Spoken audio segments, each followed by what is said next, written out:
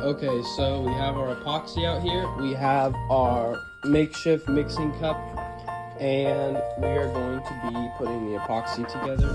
So the epoxy we're using is a 2-to-1 ratio. So you're gonna pour 2 portions of the stuff he's pouring right now to 1 portion